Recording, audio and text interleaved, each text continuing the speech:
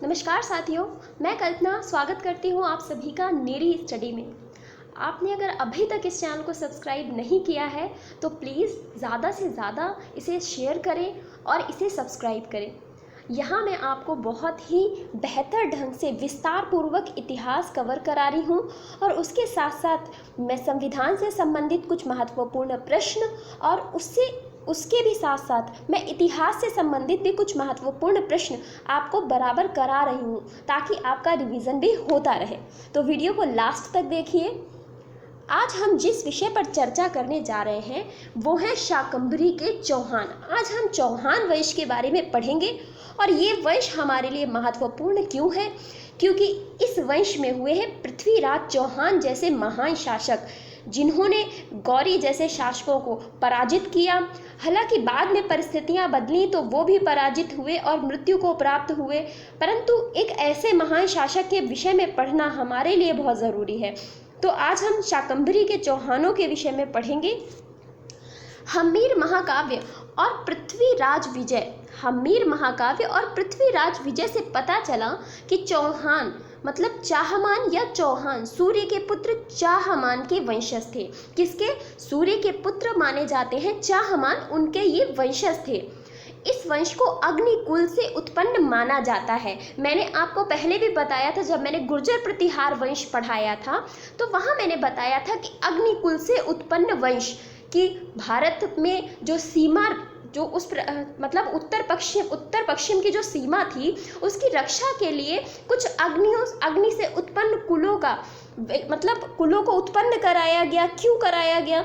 इसलिए ताकि उन सीमाओं की रक्षा की जा सके। जो बाहरी आक्रमणकारी प्रवेश कर रहे थे उनसे भारत देश की रक्षा की जा सके, भारतवर्ष की रक्षा की जा सके। ऐसी परिस्थितियों में अग्निकुल से उत्पन्न कराया गया कुछ वंशों को और उन्हीं में ये शामिल थे चौहान वंश। इनकी कई सारी शाखाएं रहीं, परंतु हम यहाँ शाकंभरी के चौहानों के विषय में वर्णन करेंगे। इनके विषय में जानकारी हमें कहाँ से प्राप्त हुई? हर्ष प्रस्तर लेख से इनके विषय में हमें जानकारी प्राप्त हुई। चौहान वंश की शाकंभरी शाखा वासुदेव द्वारा स्थापित की गई। तो इस वंश का संस्थापक कौन माना जाता है? वासुदेव इस वंश के संस्थापक माने जाते हैं। और ये कहाँ पर फैली? तो अजमेर, जो कि वर्तमान में राजस्थान का भाग है, तो अजमेर के आसपास इनका पूरा साम्राज्य फैला हुआ था। और ये प्रतिहारों के समकालीन चौहान वंशों के शासकों को बताया जाता है कि ये प्रतिहारों के समकालीन रहे थे। जो भी चौहान वंश हुए ये प्रतिहारों के समकालीन थे। और लगभग 1192 जब तराइन का द्वितीय युद्ध हुआ उसके बाद पृथ्वीराज चौहान, जो कि अंतिम प्रभावशाली शासक था, उसकी मृत्यु के बाद इस वंश में एक और शासक हुआ और फिर कुतुबुद्दीन ऐबक के आते समय तक ये वंश समाप्त हो गया। इनकी राजधानी की अगर हम बात करें तो अहिच्छत्र या अजमेर, पहले इनकी राजधानी अहिच्छत्र रही और बाद में इन्होंने अजमेर को अपनी राजधानी बनाया। तो अगर आरंभ काल की बात करें तो आरंभ काल में अहिच्छत्र राजधानी थी, परंतु बाद में अजमेर राजधानी बनाई गई।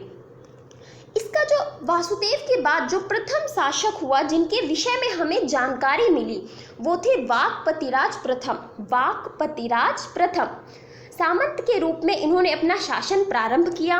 सामंत के रूप में अर्थात किसी के अधीन रहकर ये सामंत थे और अपना अलग साम्राज्य चला रहे थे, परंतु अभी भी स्वतंत्र राज्य की स्थापना नहीं हुई थी।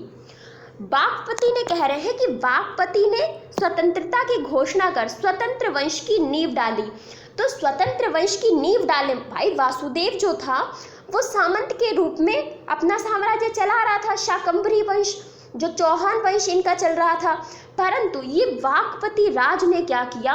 इन्होंने स्वतंत्रता की नींव डाली और अपने वंश की स्थापना की। तो इसको इस वंश का वास्तविक संस्थापक बताया गया कि ये इस वंश का वास्तविक संस्थापक हुआ। इसके बाद में राजा हुआ सिद्धराज। ये महाराजा धीराज की उपाधि धारण करने वाला राजा था। इसने महाराजा धीराज की उपाधि धारण की थी। इन शासकों के बारे में बहुत ज़्यादा जानकारी के स्रोत नहीं मिले, तो जो भी कुछ थोड़े बहुत तथ्य इनके बारे में हमें पता चले हैं तो उन्हीं में हमें पता चला कि सिद्धराज इस वंश का राजा हुआ जिसने महाराजा धीराज की उपाधि धारण की थी। इसके बाद राजा कौन बना? इसके बाद राजा बना विग्रहराज द्वितीय। विग्रहराज द्वितीय, इसके बारे में हमें जानकारी मिली कि ये वही राजा था, एक तो ये प्रतापी राजा था और दूसरी बात इसने विस्तारवादी नीतियों का अनुसरण किया। ये विस्तारवादी नीतियों का पालन करने वाला था, अपने साम्राज्य को बढ़ाना इसने प्रारंभ किया। चालुक्य शासक मूलराज प्रथम को पराजित करने वाला यही था। ये चालुक्य शासक को इसने पराजित किया था, किसे? मूलराज प्रथम को। और इसके पिता का नाम सिंहराज था। क्या था? सिंहराज इसके पिता का नाम था। 956 ईस्वी में ये राजा बना था। तो आपको समय काल भी पता चल गया कि हम कहाँ पर हैं और किस समय काल में हैं। 956 ईस्वी में ये राजा बना था। इसने भड़ौच में अपनी कुल देवी आशापुरा माता का मंदिर बनवाया था।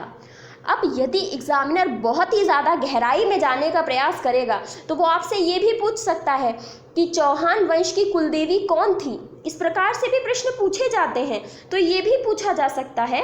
तो आपको पता होना चाहिए कि भड़ौच में अपनी कुल देवी आशापुरा माता का मंदिर किसने बनवाया था? विग्रहराज द्वितीय ने बनवाया था और यही इनकी कुल देवी थी। इस काल का वर्णन हर्षनाथ के अभिलेख से 973 ईस्वी में मिला। हर्षनाथ का एक अभिलेख प्राप्त हुआ जिससे हमें इसके काल के विषय में जानकारी मिली। 973 ईस्वी का ये हमें इसमें इसकी प्राप्ति का जो समय काल है वो 973 ईस्वी बताया गया है। इसके बाद जो राजा बना वो हुआ विग्रहराज तृतीय। भाई प्रथम, द्वितीय, तृतीय, इस तरह से ही ये लोग अपना नाम रखते थे, तो याद रखिएगा। इसके बाद जो राजा बना वो है विग्रहराज तृतीय। परमारों व चौहानों की मित्रता, यहाँ बताया गया कि परमारों व चौहानों की मित्रता थी। परमार वंश की राजकुमारी राजदेवी से इसने विवाह किया था। जो परमार वंश की राजकुमारी थी, राजदेवी इनका नाम था, और इससे विवाह किया था विग्रहराज तृतीय ने, और यहाँ इनकी मित्रता का भी वर्णन किया गया। इसके बाद अजय राज राजा बना। ये सब राजा हो सकता है कि इन्होंने बहुत प्रभावशाली कार्य किए हो, परंतु जानकारी के अभाव में हमें इन्हीं तथ्यों से काम चलाना पड़ेगा कि यही तथ्य इनके विषय में हमें पता चल पाए हैं। अजय राज इस वंश का बहुत ही प्रतापी राजा था और इसने 1113 ईस्वी में अजमेर बसाया था। मोस्ट इम्पॉर्टेंट प्रश्न कि अजमेर की स्थापना करने वाला कौन था? तो अजय राज, जिसने अजय मेरू या अजमेर की स्थापना की थी और उसे अपनी राजधानी बनाया था। तो इससे पहले के जो शासक थे उनकी राजधानी अहिच्छत्र थी, परंतु अजय राज ने राजधानी अजमेर बनाई और उसी को बसाया और उसके बाद उसे अपनी राजधानी बनाया। इसने श्री अजय देव नाम से चांदी के सिक्के भी चलाए। श्री अजय देव नाम से चांदी के सिक्के भी चलाए थे। इसके बाद राजा अर्णोराज बना। अर्णोराज, ये इसके बाद अजय राज के बाद राजा अर्णोराज बना। 1133 ईस्वी में इसने सत्ता संभाली। कब? 1133 ईस्वी में इसने सत्ता संभाली। इसने अजमेर में आना सागर झील का निर्माण कराया था। कहाँ पर? अजमेर में आना सागर झील का निर्माण भी कराया था।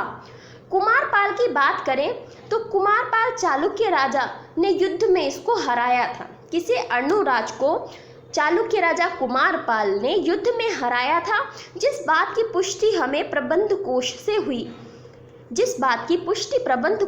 हुई, पुष्कर में वराह मंदिर का इसने निर्माण भी कराया था। पुष्कर में वराह मंदिर का निर्माण कराया, अनासागर झील का निर्माण कराया और चालुक्य शासक से हारा भी ये युद्ध में। तो इस प्रकार से इनके विषय में, अर्णोराज के विषय में हमें पता चला। अब हम बात करेंगे विग्रहराज चतुर्थ के विषय में। इसके बाद जो राजा बना वो बना विग्रहराज चतुर्थ। इनको बीसल देव भी कहा जाता है। क्या कहा जाता है? बीसल देव। तो यदि आपसे मतलब सीधे ना पूछ करके बीसल देव भी नाम दे दिया जाए तो आप कंफ्यूज नहीं होना।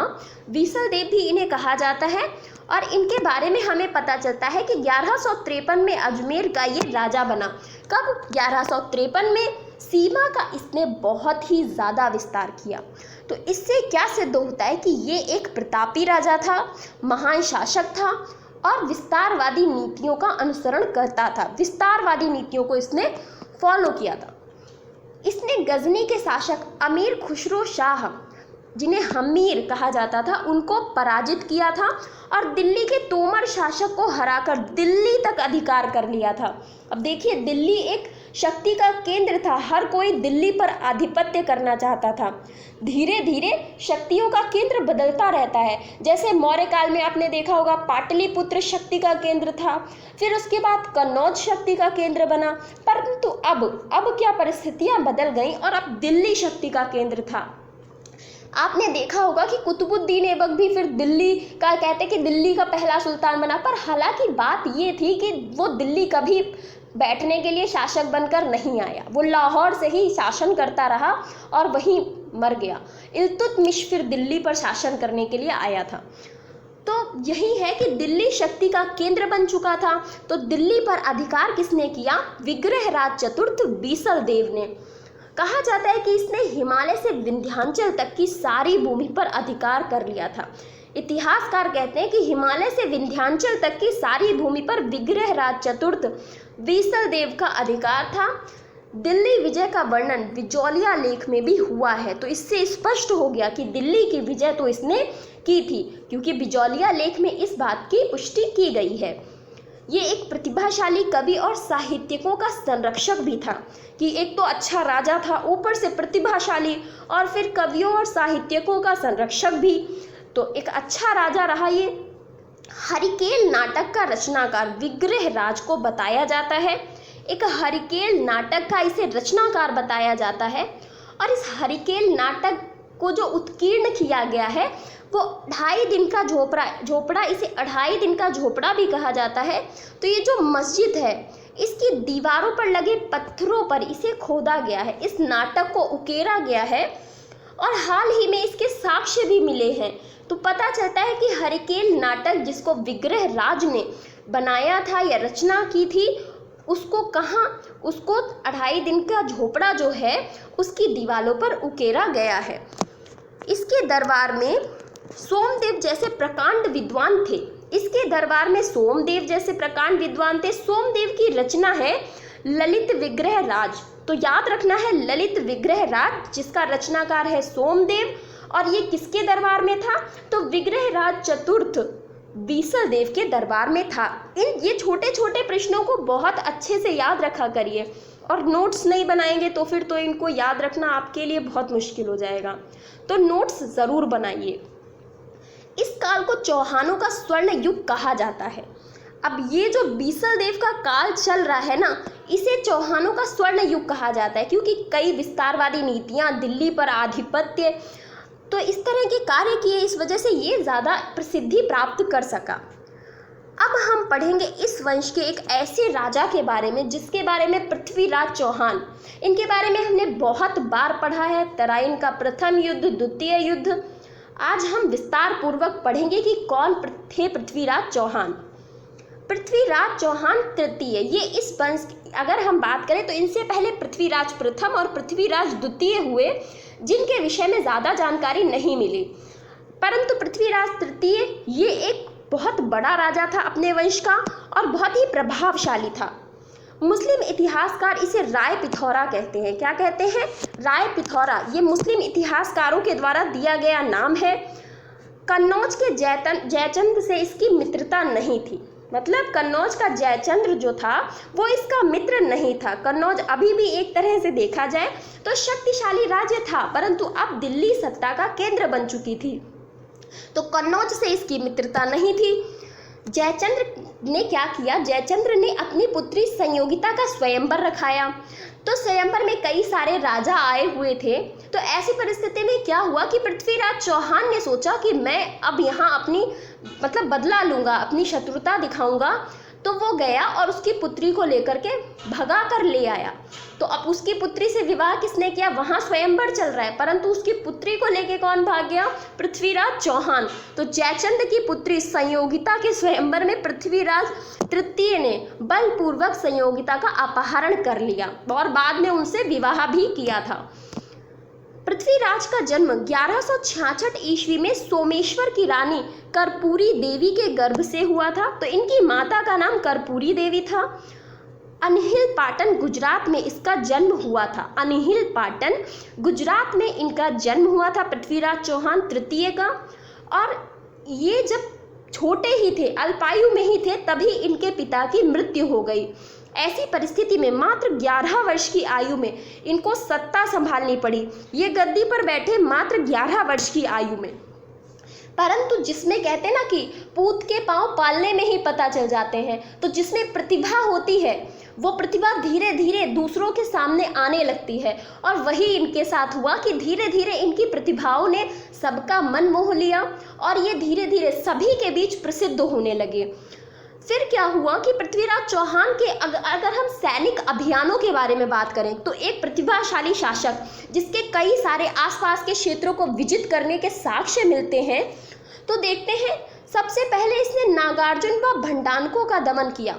ये नागार्जुन इसका चचेरा भाई बताया जाता है, जिसने इसके शासनकाल में विद्रोह कर दिया था। क्या कर दिया था? विद्रोह कर दिया था। तो इस विद्रोह को दबाने के लिए इसने इनका दमन किया, नागार्जुन व भंडानको का दमन किया। महोबा के चंदेलों पर विजय प्राप्त की। 1182 ईस्वी में परमाल या परमर्दी देव भी इन्हें कहा जाता है, परमाल देव या परमर्दी देव, इनको इसने हराया। महोबा व बुंदेलखंड के दुर्गों को छीन लिया। प्रभावशाली राजा हराएगा भी, युद्ध भी करेगा और फिर आधिपत्य भी अपना स्थापित करेगा। तो वही सत्ता यहाँ से छीन ली, महोबा व बुंदेलखंड के दुर्ग छीन लिए। फिर विवश होकर के परमर्दी देव को संधि भी करनी पड़ी थी। चालुक्यों पर विजय प्राप्त की। इसने 1184 ईस्वी में भीम द्वितीय को युद्ध में हराया था। 1184 ईस्वी में भीम द्वितीय को भी युद्ध में हरा दिया।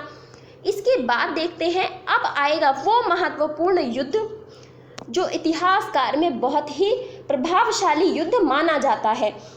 जिस प्रकार से पानीपत का युद्ध प्रसिद्ध है, उसी प्रकार से तराइन का युद्ध भी बहुत ही प्रसिद्ध माना जाता है। तो पृथ्वीराज चौहान, ये तराइन का युद्ध यदि देखा जाए 1191 ईस्वी में हुआ था। किनके मध्य हुआ था? पृथ्वीराज चौहान तृतीय और मोहम्मद गौरी के मध्य हुआ था। ये जो प्रथम युद्ध था, इसमें मुस्लिम शासकों को ये पता चल गया कि भारत वाले बहुत ताकतवर हैं, बहुत शक्तिशाली हैं, छोटी सी सेना लेकर के इन पर अधिकार जमाना बहुत मुश्किल है। और इस युद्ध में मोहम्मद गौरी की सेना की बुरी तरह हार हुई। इस युद्ध में चौहानों की सेना मुस्लिम सेना पर इतनी भारी पड़ गई कि गौरी बुरी तरह परास्त हो गया। उसके सैनिक बहुत मुश्किल से उसे बचाकर ले जा पाए। ऐसा भी इतिहासकार कहते हैं कि मोहम्मद गौरी को पृथ्वीराज चौहान ने पकड़ लिया था और बंदी बना लिया था, परंतु उसने अपने कहते ना कि एक राजा के अंदर दयालुता भी होती है। अगर एक राजा अच्छा है तो उसके अंदर दयालुता का भाव भी होता है, तो वही इसके अंदर भी था। तो इसने उस दयालुता को दिखाते हुए गौरी को छोड़ दिया, गौरी के प्राणों को बख्श दिया कह सकते हैं। तो ऐसा हुआ, परंतु वही गौरी बाद में उसके ऊपर भारी पड़ा कि तराइन का जब द्वितीय युद्ध 1192 में हुआ, तो क्या हुआ कि इस युद्ध के बाद गौरी बहुत ही बौखला उठा कि मैं कैसे हार गया, मैं तो इतने सारे राजाओं को जीत कर आया, इतने सारे साम्राज्य पर अपनी सत्ता स्थापित की, और मैं पृथ्वीराज चौहान से कैसे हार गया। तो इस चीज़ ने उसे सोचने पर विवश कर दिया। तो क्या हुआ कि चौहानों की विजय ने गौरी को विचलित कर दिया और वह अगले ही वर्ष 1192 में दोबारा आक्रमण करने आ गया। और इस बार वो पूरी तैयारी के साथ आया था, क्योंकि पहले तो उसने आकलन नहीं किया था ना कि वो इतने शक्तिशाली होंगे। इस बार उसे पता था कि शक्ति कितनी है और उसे कैसे तोड़ना है। तो इस बार वो पूरी तैयारी के साथ आया और उसने क्या किया कि पृथ्वीराज पर आक्रमण कर दिया। पृथ्वीराज ने भी पड़ोसी जो राजा थे, जो उनके मित्र राजा थे, उनसे मदद मांगी। तो कन्नौज का राजा जयचंद, वो भी शक्तिशाली था, उससे भी मदद मांगी, परंतु वो मदद के लिए आगे नहीं आया। उसने अपनी शत्रुता दिखाई, जबकि वो उसका ससुर था, क्योंकि उसकी पुत्री का विवाह किसके साथ हुआ था? पृथ्वीराज चौहान के साथ हुआ था, परंतु फिर भी उसने मदद नहीं की। जयचंद ने साथ नहीं दिया। पृथ्वीराज चौहान की हार हुई और वह मारा गया। यहाँ पर पृथ्वीराज चौहान हार गए। पृथ्वीराज चौहान के विषय में कुछ तथ्य बहुत ही प्रसिद्ध हैं। इतिहासकार कहते हैं कि पृथ्वीराज चौहान शब्दवेदी बाढ़ चलाते थे। शब्दवेदी बाढ़ कि अगर उनकी आंखें बंद भी हैं तो भी वो शब्द पर बाढ़ चला सकते थे कि जहां आहट हुई वो उसी दिशा में और सटीक निशाना लगाने के लिए जाने जाते थे। तो ऐसा भी कहते हैं कि जब पृथ्वीराज चौहान को बंदी बनाकर ले जाया गया तो वहाँ पर कुछ इस तरीके का तथ्य हुआ था। वहाँ पूछा गया कि इस तरीके की घटना हुई थी कि पृथ्वीराज चौहान की आंखों पर पट्टी बंधी हुई थी, तो उनको किसी ने इशारा करके ये बताया कि कहाँ पर और कितनी दूरी पर गौरी बैठा हुआ है, और उन्होंने तीर भी चलाया था। परंतु इसकी प्रामाणिकता नहीं है, ये सिर्फ एक कहानी है जो लोगों के द्वारा कही जाती है। 1192 के बाद भारत में तुर्की राज्य की स्थापना हुई, क्योंकि यहाँ पर क्या हुआ, पृथ्वीराज चौहान का राज्य समाप्त हो गया। इनकी अगर हम दरबार की बात करें, क्योंकि ये भी कला का प्रेमी शासक था, इनके अगर हम दरबार की बात करें तो इनके दरबारी कवियों में चंद्रबरदाई थे, जिन्होंने पृथ्वीराज रासों की रचना की। इसमें इन्होंने पृथ्वीराज की प्रशंसा, बहुत अच्छे से इनकी प्रशंसा की है, और ये एक अपभ्रंश महाकाव्य है। जननायक की बात करें तो इन्होंने पृथ्वीराज विजय लिखी है। इन्होंने भी, ये भी इनके दरबारी कवि थे, और पृथ्वीराज की विजयों के बारे में और उनकी प्रशंसा इन्होंने भी की है। इसके अलावा जनार्दन इनके दरबारी कवि थे। अब बात करेंगे इस वंश का अंतिम शासक कौन हुआ, तो गोविंद इस वंश का अंतिम शासक था। जब पृथ्वीराज चौहान की मृत्यु हो गई तो मोहम्मद गौरी ने उसका जो पुत्र था उस गोविंद, उसे राजा बना दिया। परंतु क्या हुआ कि कुछ समय बाद कुतुबुद्दीन ऐबक चौहानों का अंत करके सत्ता अपने अधीन कर लेता है कि कुतुबुद्दीन ऐबक ने भी फिर विस्तारवादी नीतियों का पालन किया, और ऐसी परिस्थितियों में उसने गोविंद को सत्ता से हटा दिया, उसे वहाँ से हटने पर विवश कर दिया और उसके साम्राज्य पर आधिपत्य स्थापित कर लिया। तो ये था हमारा शाकंभरी के चौहान वंश, जो कि राजपूत राजवंश था, अग्निकुल से उत्पन्न था, जिसके विषय में हमने पढ़ा। और आशा करती हूँ कि यह आपको भली भांति समझ में आया होगा। आप बस नोट्स बनाते चलिए, मैं सब कुछ कवर कराती चलूँगी। कैसा लगा आज का सेशन ज़रूर बताइएगा कमेंट बॉक्स में। थैंक यू सो मच, और बने रहिए नेरी स्टडी के साथ।